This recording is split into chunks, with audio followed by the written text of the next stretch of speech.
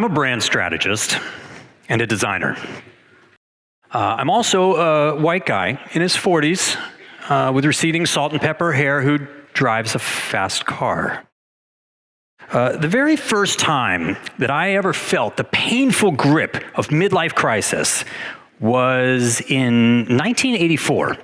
I was 13, sitting in my room, listening to a Doors record, and it dawned on me that Jim Morrison, one of my heroes, had died at age 27. In fact, a lot of my artist heroes had died at 27. This was not good because I was 13 and a half, and I realized that if I were to only live to 27, I was already halfway there. For a couple of weeks, this put me into a real slump. My next midlife crisis came when I was a couple years out of college. I guess I was halfway to 50 at this point, which, by the way, is an age at which a lot of other heroes had died young. But 50 is not what bothered me at this time. It was 35, because that was only 10 years away, and I knew that once I hit 35, I was over the hill. So that put me into a funk again for a short time. My next midlife crisis, though, came at 40 and a half. I had successfully crossed the threshold of 40 with very little drama or chaos. I was proud of this. But then, one beautiful December morning, my dad died. Suddenly and unexpectedly. There's my dad.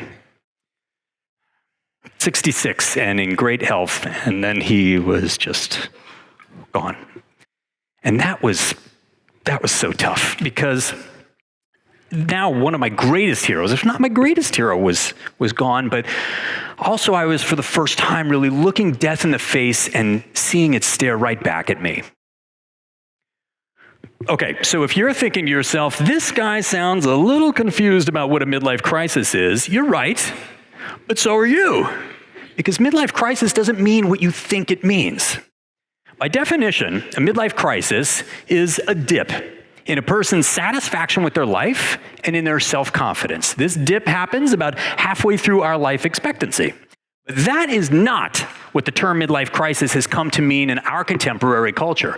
Most of the time that term is used, we're talking about someone, a person who's engaged in irresponsible, immature, sometimes even destructive behavior. Example.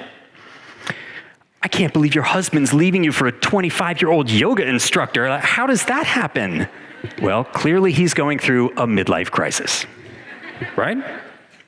Now, to a brand strategist like me, when there is such a disconnect between what something is and what something is perceived as, that is a branding problem. And it's a problem worth trying to solve.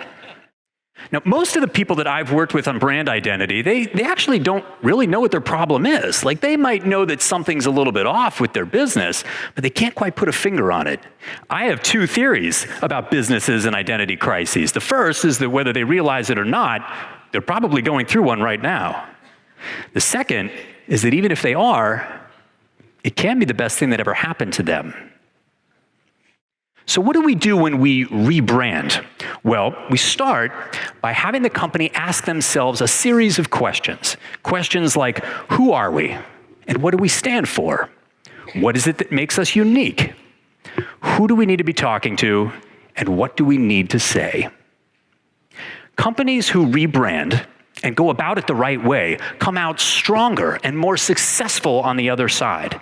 Think about Target, when they had their impressive rebirth, if you will. They asked themselves those same kinds of questions, right? And dialed into exactly who they wanted to be.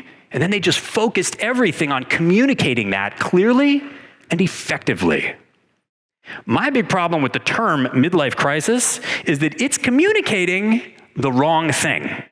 And as a result, it is a conversation ender, like every time it's used, which sucks, because it should be a conversation starter. So how did we get here?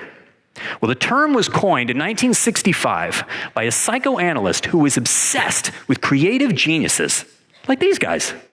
And he was specifically obsessed with why so many of them seemed to flame out creatively, really young, sometimes before they were even 30, which is crazy, because that's not what midlife crisis means at all now. You know, it's very possible that this term is just a misnomer, which is an inaccurate or inappropriate name. But hey, lots of things are misnomers. Chinese checkers are not checkers. They're also not from China. Koala bears are not bears. Coconuts are not nuts. French fries are from Belgium. French horns are from Germany. But these terms, they stick. We get used to them, and the literal meaning of these words tends to fall away most of the time. And if there's no problem, it's not causing any distress, then there's really no point in changing them. I mean, we don't need to rebrand French fries, right? But what about killer whales? Aha! There's a misnomer that's actually doing some harm. First, they're not whales. Second, they're one of the gentlest of all sea creatures, but the negativity in their name has created a stigma, which is perpetuating all kinds of negative feeling towards them. These guys, I would love to help. But later. Right now, I want to help us. Those of us who've been similarly stigmatized with this awful midlife crisis term. Or more importantly, those of us who occasionally experience a dip in our satisfaction with our lives and self-confidence. Because I know a lot of people like that.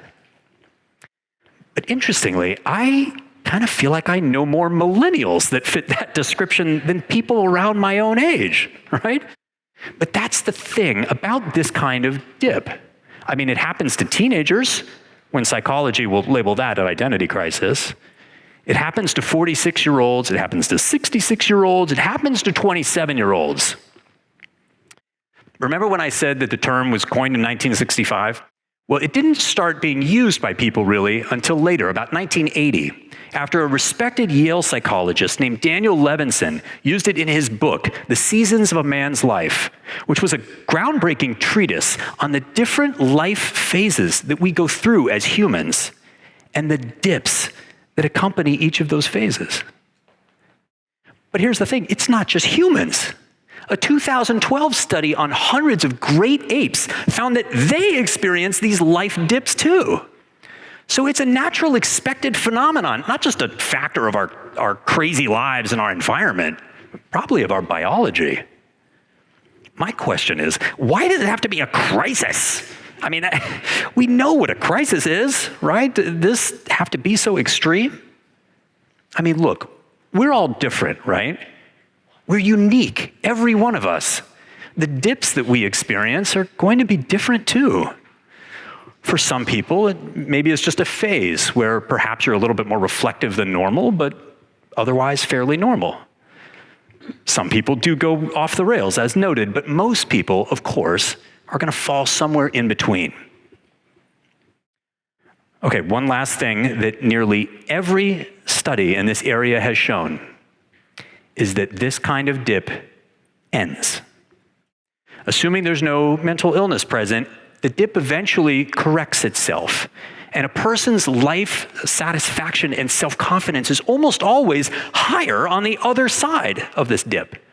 So for that reason, most of the people in the scientific world are starting to think about these dips as more of a wave, which makes sense. Because that's what our lives are. We sail across these oceans of waves, right? There's highs, there's dips. Some are bigger than others. And at any point, we are just on the trajectory of a wave. Look, maybe when we are in a dip, that's a good time for us to ask ourselves a series of questions. Questions like, who are we? And what do we stand for? Can we embrace what makes us unique? And maybe most importantly, who do we need to be talking to? And what do we need to say to them? Because now I'm developing a couple of theories about people. The first is that whether you realize it or not, you could be going through a midlife crisis right now. The second is that even if you are, it could be the best thing that ever happened to you. Killer whales are not whales. They're dolphins. Your funny bone is not a bone, it's a nerve. A midlife crisis is not a reason to end a conversation. It's a reason to start one. Thank you.